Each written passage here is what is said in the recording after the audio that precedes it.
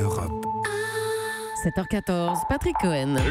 Le vrai faux, Géraldine Wasner, est donc ce matin l'indignation de Christian Jacob. Le chef de file des Républicains à l'Assemblée accuse le gouvernement de baisser la garde contre le terrorisme. Alors que le projet de loi pour sortir de l'état d'urgence doit être solennellement adopté demain, la gauche dénonce la pérennisation de mesures exceptionnelles, mais la droite critique un texte qui ne va pas assez loin. Christian Jacob était hier l'invité d'Europe 1. L'assignation à résidence, elle se fait dans la résidence, dans l'appartement d'un individu suspecté. Aujourd'hui, l'assignation à résidence, elle ne peut pas avoir un périmètre moins important que la ville. Mais ça n'a aucun sens.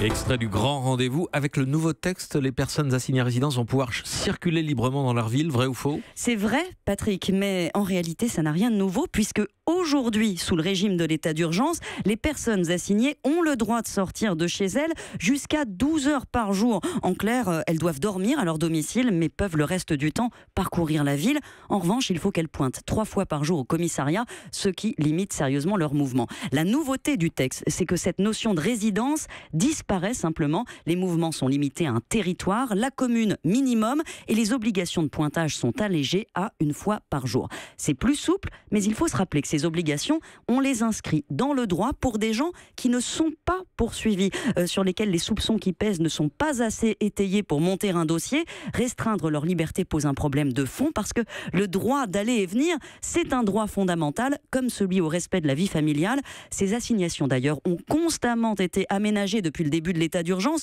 pour permettre à l'un d'emmener ses enfants à l'école, à l'autre de suivre une formation. Le texte actuel en tient compte, il essaie de ménager la Constitution. Mais est-ce qu'elles restent utiles, ces assignations ? Alors, selon les services de renseignement, oui. 39 personnes restent assignées à résidence aujourd'hui.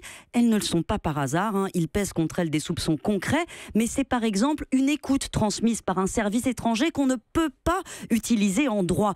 Comme on ne peut pas restreindre leur mouvement à vie, la loi permettra à ceux qui le souhaitent de changer de département, par exemple, avec un bracelet électronique.